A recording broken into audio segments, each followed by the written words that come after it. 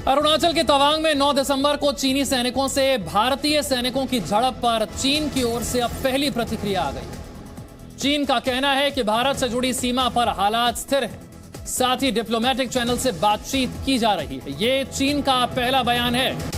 चीन का पहला बयान 9 दिसंबर की घटना को लेकर, तवांग में जो झड़प हुई उसे लेकर चीन की तरफ से बयान आ गया है। चीन ये कह रहा है कि भारत से जुड़ी सीमा पर हालात स्थिर हैं, डिप्लोमेटिक चैनल से बातचीत की जा रही है। चीन ये तो कह रहा है कि डिप्लोमेटिक चैनल से बातचीत की जा रही है, लेकिन उस घटना के बारे में नहीं बता रहा है जो 9 दिसंबर को घटी, जब उसे मुंह की खानी पड़ी, जब अतिक्रमण की कोशिश उसकी तरफ से की गई और भारतीय सैनिकों के पराक्रम के आगे वो टिक नहीं पाया, उसे वापस लौटना पड़ा। उसने एक बार फिर जिस शरारत की कोशिश की थी वो उस पर कैसे भारी पड़ी, चीन इस बार भी ये बताने के लिए तैयार नहीं है। पहले गलवान में इसी तरह मुंह की खाई थी चीन ने, इस बार तवांग में भी चीन का वही हाल हुआ है। मेरे सहयोगी सौमिक और जानकारी के साथ है। सौमिक, जरा इस जगह के बारे में बताइए, जिस जगह पर यह झड़प हुई है तवांग में, जिसे लेकर अब चीन का पहला बयान भी आ गया। 17,000 फीट की ऊंचाई पर यह किस तरह का इलाका है, इसका महत्व क्या है जहां पर यह झड़प हुई है, जिसे लेकर अब चीन कह रहा है कि डिप्लोमेटिक चैनल से बातचीत हो रही है? देखिए, जो बताया जा रहा है कि ये जो जगह है, ये तवांग जो शहर है, तवांग शहर से भी बाई रोड अगर जाएंगे तो सड़क से इस जगह की दूरी करीब 6 से 8 घंटे तक हो सकती है, क्योंकि इस समय यहाँ पे बर्फ गिरा हुआ है। हम भी उसी तरफ रवाना हो चुके हैं और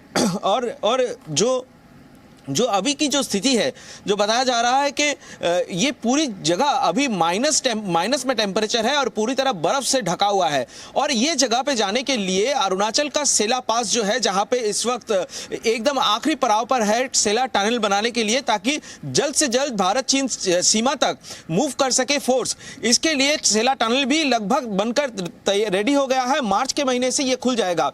अब जो समस्या है कि यहाँ तक ये जो जवान जो लोग यहाँ पर सीमा पे तैनात है, बहुत कष्ट करके वो यहाँ पे तैनात रहते हैं और यहाँ पे साल में ज्यादातर समय माइनस में टेम्परेचर रहते हैं। हम आपको बता दें कि 1914 में जब ये मैकमोहन लाइन बनाया गया था, ब्रिटिश सरकार ने जब तिब्बत के साथ ये भारत के जो शिमला कॉन्फ्रेंस हुआ था, उस समझौते के अनुसार यहाँ पे मैकमोहन लाइन बनाया गया था। भारत और तिब्बत को अलग कर रही है ये मैकमोहन लाइन, लेकिन चीन उस मैकमोहन लाइन को नहीं मान रहा है और बार बार दशकों से चीन उस मैकमोहन लाइन को, पहले तो तिब्बत को कब्जा किया और उसके बाद से भारत में घुसपैठ की कोशिश कर रहा है। लेकिन भारत सरकार तो पहले से ही सजाग थी, और क्योंकि खुफिया जानकारी सरकार के पास, सुरक्षा बलों के पास पहले से ही थी, इसलिए पहले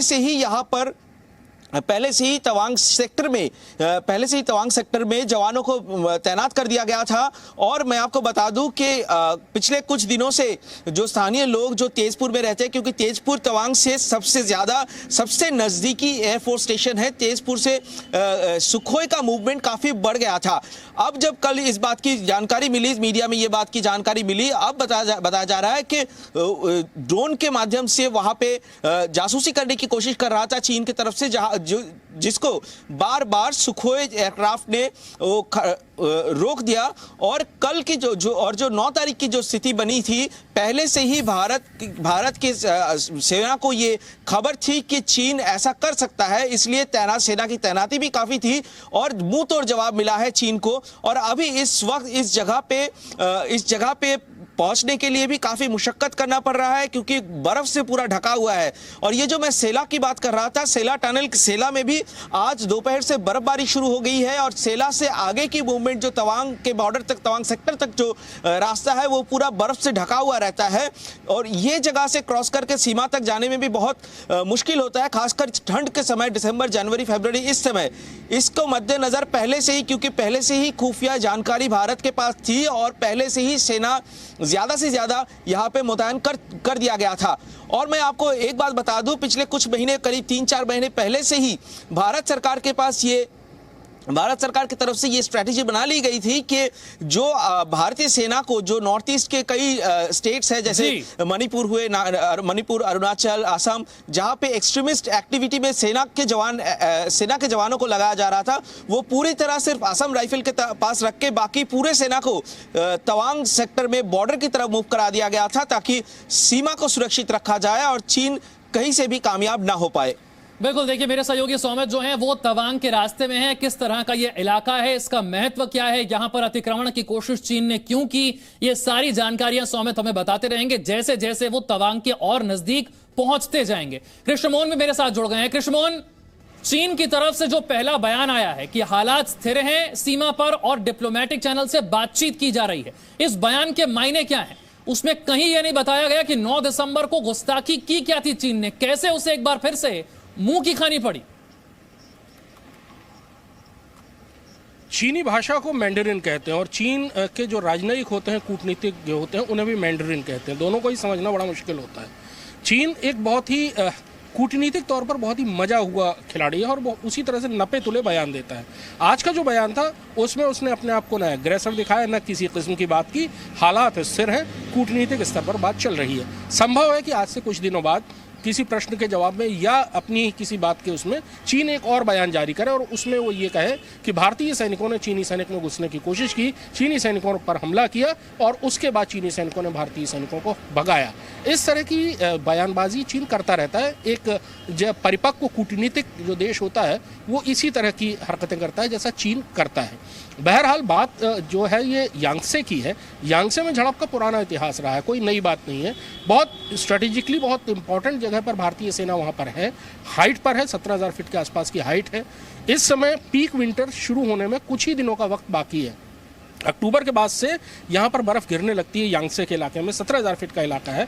अब तो सेला पास भी बंद होने वाला होगा या बंद हो चुका होगा। दिसंबर का महीना चल रहा है, 13,500 14,000 फीट पे सेला टॉप है और वहाँ पर भी बहुत ज़्यादा बर्फ होगी। पूरा इलाका इस समय बहुत भारी बर्फबारी की चपेट में होगा।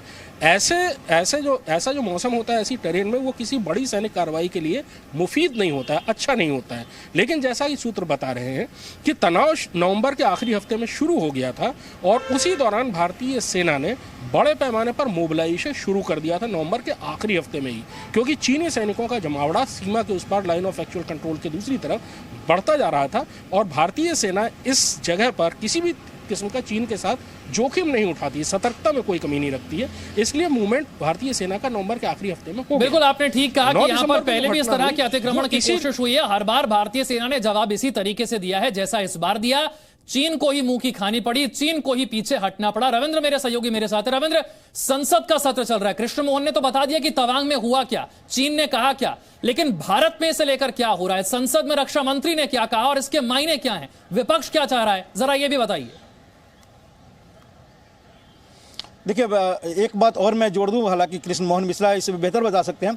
जो सरकार के सूत्रों से जानकारी मिली है संसद भवन के अंदर कि वहां पर बर्फ गिरने वाला है या गिर रहा है, लेकिन जो मूवमेंट होता है बॉर्डर पर, भारतीय सेना भी 30-35 की संख्या में वहां पर बॉर्डर पर गश्त करते हैं और नॉर्मल तरीके में चीनी सैनिक भी, पीएलए सैनिक भी 30-35 की उनकी संख्या होती है। लेकिन जिस दिन झड़प हुई है, भारतीय सैनिक अपने रूटीन में थे, वो 300 से ज्यादा सैनिक आ गए थे पीएलए के, सोची समझी साजिश के तहत, सोची समझी रणनीति के तहत। और भारतीय सैनिक कम संख्या होते हुए भी 300 से ज्यादा जो पीएलए के सैनिक थे उनको मुंहतोड़ जवाब दिया। कई सैनिकों को वहां पर घायल किया, कुछ हमारे भी घायल हुए लेकिन गंभीर घायल नहीं हुए, जैसा कि रक्षा मंत्री ने भी बयान दिया है। अब पॉलिटिकल देखिए, चीन और पाकिस्तान ऐसे दो फ्रंट है, कोई भी सरकार इस पर जहमत नहीं उठा सकती क्योंकि उसको सियासी मोल भुगतना पड़ेगा इस पर कोई भी कोताही बरतने से। इसलिए आपने देखा कि पाकिस्तान फ्रंट हो या फिर चाइना फ्रंट हो, सरकार और जिस तरह से अमित शाह ने बयान दिए कि बीजेपी की सरकार जब तक है, प्रधानमंत्री नरेंद्र मोदी की सरकार जब तक है, 1 इंच जमीन भी कोई हड़प नहीं सकता, कोई कब्जा नहीं कर सकता। ये एक रणनीति है बीजेपी की और नरेंद्र मोदी सरकार की। अब रक्षा मंत्री ने बयान दिया, रक्षा राज्य मंत्री अजय भट्ट से हमारी बात हुई, जबकि विपक्ष कह रहा है कि केवल बयानबाजी नहीं, इस पर बहस हो। हालांकि ऐसे मौके पर जो संवेदनशील मौका होता है, चाहे कांग्रेस की सरकार हो या फिर बीजेपी की सरकार, कोई भी सरकार हो, बहस नहीं होती है, केवल स्टेटमेंट होता है। जो सरकार ने स्टेटमेंट दिया, रक्षा मंत्री ने दोनों सदनों में दिया। लेकिन विपक्ष, खासकर कांग्रेस और ओवैसी जैसे लोगों को लगता है कि ऐसा फ्रंट है चाइना जहां पर प्रधानमंत्री नरेंद्र मोदी या बीजेपी कैसे हो रही है, संसद में रक्षा मंत्री ने बयान क्या दिया, ये रविंद्र ने बताया।